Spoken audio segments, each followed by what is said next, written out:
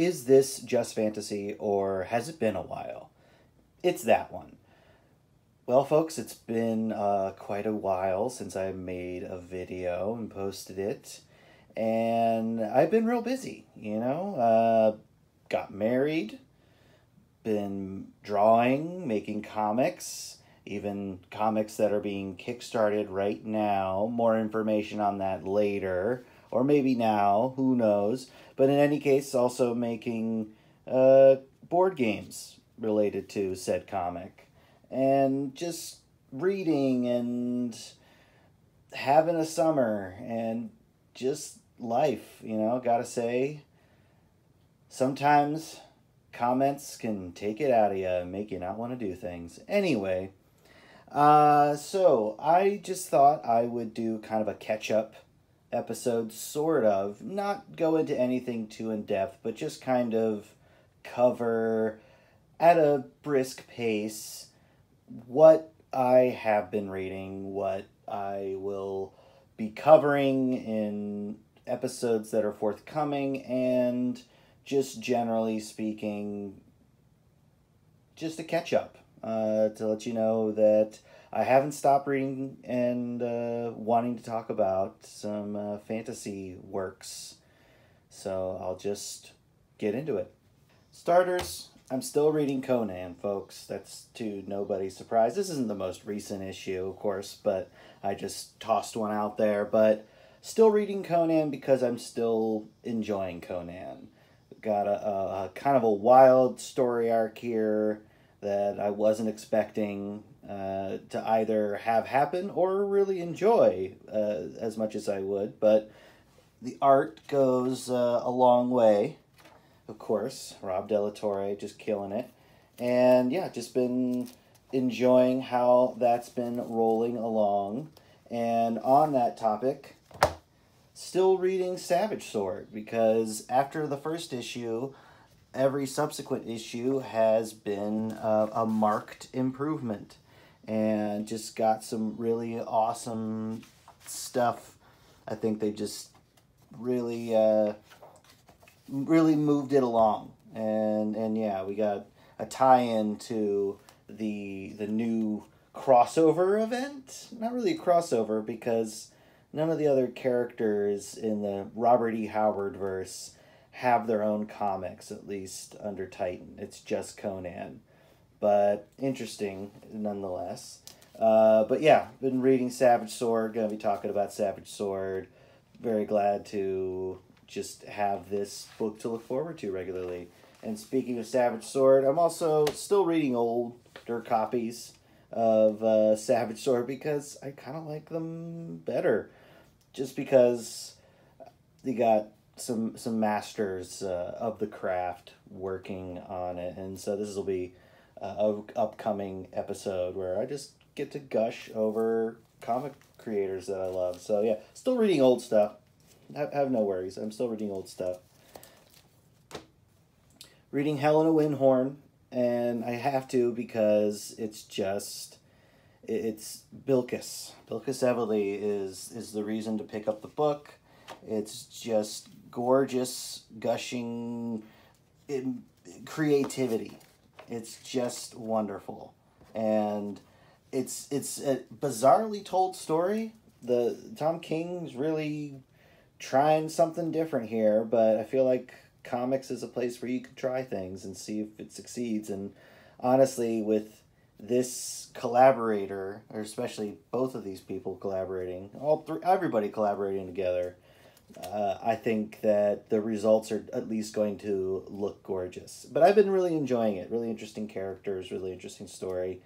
And if you haven't reading it, it's not just this. It's kind of you could call it maybe portal fantasy, sort of. But as to the extent of it, we don't really know yet, and I'm excited to learn. Also from Dark Horse is something that maybe not everybody knows about, and it's Heartpiercer. I haven't even talked about it on this channel yet, but I will. And it's basically a kind of like dark fantasy, and it seems like the perfect setup for like a video game universe. Basically, the main character kind of fucks up and helps the evil overlord take over the world, and that's issue 1. And then subsequently it's trying to deal with all that, and there's like werewolves and shit. There are lots of werewolves and stuff like that, different kinds of monsters in it, including this like kind of hag bird woman witch lady. But yeah, fun stuff. I've been enjoying that read. It's really interesting. Still reading Sacrificers. Still recommending it. Still really interesting myth making. It just, yeah, it feels like a very postmodern take on a kind of mythology where the gods suck, and it's a lot of dealing with the gods. Yeah, really awesome, beautiful grotesqueness from Max Fiumara. But yes, this isn't even the most recent issue either, but still, definitely check out Sacrificers. If you love kind of alt takes on mythology, but like its own mythology. Still reading and loving Kaya.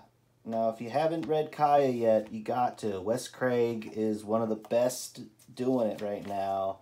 Just amazing visual storytelling, amazing character work, and yeah, I can't recommend it enough. It's fantasy by way of post-apocalypse and mutants, and there's robots, and if you can handle that in your fantasy, which a lot of people probably can, I highly recommend it. Just gorgeous. And in another sense, another post-apocalyptic recommend, Coda. So, like, I think it was back when I was still releasing episodes, the most recent kind of arc, if you will, finished up. Because Coda was seen as a complete story already done for a while, with volumes and stuff, and then they just released an omnibus for it, and then here we have a new, like, kind of subsequent story. And Coda, just gorgeous, pure creative explosions on every page. Just can't recommend it enough. So yeah, definitely pick up Coda if you haven't already, because yeah, it's already in trade, I believe. So you could, yeah, for people who wait for the trade, it's available. Get into Coda. It's really worth your time. Hunger in the Dusk is back. This isn't, again, the most recent issue. I just grabbed a bunch of issues. I'm not gonna be too precious about it. You want to see the image of the most recent cover? Boom. Here it is. It's on the screen, most likely. So, Hunger in the Dusk. Humans and orcs gotta work together to fight against really sinister, I just call them elves. They have a name, but I forget. It's like the Vangol or something. But basically, it's a real sinister take on like elves, and I love it. And it's just got great character work. G. Willow Wilson doing great work. Chris Wildgoose telling the story gorgeously. So yeah, highly recommend. Again, it was on a little break, and now it's back. So you can buy the first trade, see what you think of it, or borrow it from your local library. Also still reading Briar. Briar is back. So I don't think that, yeah, this is, again, still not exactly the most recent issue, but hard times for our Briar Rose, our Sleeping Beauty, and her collection of pals. We have like kind of a dark elf kind of character, this kind of sort of disgraced magic user, unpredictable, and a skeleton man. And you give me a skeleton man, I'm going to follow you to the ends of the earth. Gotta love the skeleton man. Also love her rusty sword. Yeah, just fun stuff. Got a real good sense of humor about it. A lot of these are, Coda's got a good sense of humor. Kaya's got a good sense of humor. Sacrificer's not too funny. Heartpiercer, not too funny. Conan, no humor whatsoever. But still, like, yeah, you can, a variety of reading experiences here. You can read serious stuff, you can read funny stuff. This one's got a bit of a funny edge. This one's not so funny, When the Blood is Dry. I just started this one. This got a couple issues in. This is actually issue 1. And it's a real interesting story. Just about people's past kind of coming back to them, and the you know, their adventuring days they thought were done, and now they gotta get back into action. Classic kind of tale, but I still a great setup for some interesting character / story work, and yeah, in its own world and everything. But yeah, been enjoying this. I recommend it for again, fantasy fans. I've been reading Deathstalker because why the hell not? And I will be talking about Deathstalker, both this and the movies that it's inspired by. Because, yeah, basically, Slash, the guitar player, presents Deathstalker. And Deathstalker was a bizarre franchise in the 1980s, if you will, of medium to low budget sword and sorcery shit. And they had some goblins in it, and some sexist characters, and sword fights, and all kinds of wacky shenanigans. There was a pig guy in it, and basically people have revamped it. They brought it back, and they're telling more stories. There seems to be like a weird crossover where like they kind of play on the many different character like tropes or characters from a variety of like 1980s low budget sword and sorcery movies, like especially the first issue has a direct connection with a movie which will appear on the screen. And well, no, you know what, never mind, we'll talk about Deathstalker. But anyway, it's kind of got the same irreverent vibe as Barbaric, which I'm also reading, but I just don't have a copy of right here. I'm reading Barbaric, don't worry. Don't worry, I'm reading Barbaric. Everybody's worried that I'm not reading Barbaric, but I am. I'm also reading Frankenstein and the other Universal Monster books. The Dracula one was really good. The Creature from the Black Lagoon was really unexpected. Really unexpected. Not the story I would have expected official Universal Monsters to tell with that character, but I guess they were just willing to try something weird with it, and it was pretty cool. This, though, Dracula was really good. This is shaping up to be my favorite. Just such a killer, awesome concept for a Frankenstein book, and I am very, very excited to see where it goes. Not precisely fantasy. I mean, Mary Shelley did, for the most part, as far as most people are concerned, invent science fiction, but you know, he's a revenant. That counts as fantastical. There's some remastered issues that came out and this is, I think, from a while back, but this is like some great Charles Vest stuff from Sandman, and I just had to pick it up. And I also picked up this guy because of course I did. Just a great reprint of Valley of the Worms. Speaking of the Blackstone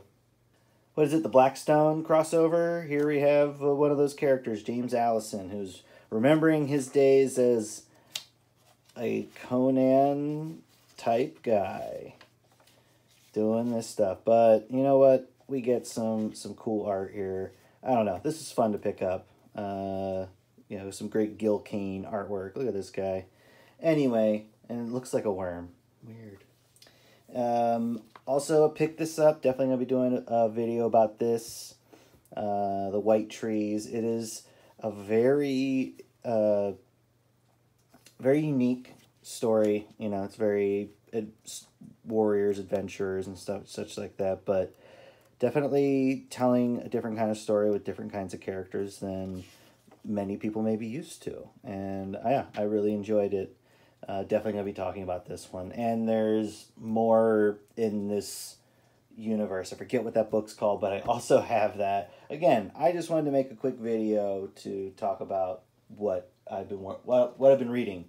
Also been reading Stephen King, because he wrote a fantasy book like a specifically fantasy book called The Eyes of the Dragon. This cover is ass. This cover sucks. It's like a weird sort of photoshopped image of like a gecko. And it's supposed to be a dragon. I don't know. But there is like art in here. There's like, yeah, these little illustrations. They're not bad. I like that. Anyway, it is, I'm getting my way through it. But yeah, I was reading that. Well, you thought I was doing nothing. How could you not think I was doing nothing? Also, I've been reading this, or picking this up, because a friend of mine let me borrow it. And it is a gorgeous little book. Definitely going to be talking about this because, and also getting my own copy of it because it's just gorgeous. But yeah, The Daughters of Ys. Also, I've been reading some little indie books, including things like this, The Witch's Laugh by, gotta get the creator here, their due. Hansel Moreno, an artwork by Chan Chow. It's a cute little book. And then I also read The Vow by Bethany Sellers. I really like this. I want to read more of her work. Really interesting, really great for a short story. Really, really dug it. Definitely going to be talking about both of those books. I got a Kickstarter book, Blue Heart Emoji, because the art looks killer. Oversized ashed can. Yeah, I think he's running a book right now on Kickstarter, actually. But yeah, cool shit. I kickstarted and read the latest Nerida, which is a friend of mine. This book about like a mermaid trapped on the land, and there's fairies and stuff. And it's like sort of set in Ireland, I don't know. Anyway, cool shit, especially for, just as it progresses. It's awesome. Also, this, which is getting its own video very soon. I'm almost done with it, actually. I recorded it a long time ago, just never finished it. Frog Night. Great stuff. Armin Bodnar, who in the fall, he's going to be doing a book with Werewolf by Night and a couple other monster characters. And he's just such a great artist. And I can't wait to share my video about the Tales of the Frog Knight, which is now available for everybody to buy. So, And that's most of what I have read. Not everything. I mean, I did read some Mark Waid stuff and whatever. I've been having a nice leisurely summer. But to the point, right now, I don't have a copy of the comic to flourish in front of you, so you'll just have to settle for the graphics I put up. I'm running a Kickstarter right now that is for the next 2 issues of SideQuesters, so issues 9 and 10. The first 8 issues are collected in Volume 1, and then the next 2 issues are 9 and 10 and start the next story arc. So the first story arc is more or less my 2 main characters, Cindy and Garen, getting to know each other, becoming a team, if you will. And then this set of books, 9 and 10, covers like their first adventure, their first time on the job together as a team. And I'm really proud of them, and I would love it if you're interested in supporting the Kickstarter. There's rewards for just getting digital copies of the books as well as physical copies. If you haven't read SideQuesters and you want to catch up, there's some catch-up tiers so that you can get your own copy of Volume 1, and then there's even mega catch-up completist books, because SideQuesters also ties into Haxan, my short story collection, and so you can get all of that all together. And if you wanted to, and that would be really great, if you wanted to let other people know who may like fantasy comics or just fantasy about this Kickstarter, it would be great, because this is my first Kickstarter for SideQuesters. Every other time I've published the books myself, I put up the money and printed them, but it's it's gotten too much and I need some help. So my plan is to do a nice big run for these books because I want to print more of all of them essentially. But backing this one will help support the printing of all these books and the continuation of the series. So that is my video this time around, and I really appreciate y'all coming back because I'm about to release some more videos that cover things more in depth. Might be changing up some of the format just so that I can get some. I might be trying some new things. Might be covering more in a single video. Who knows? But until next time, bye.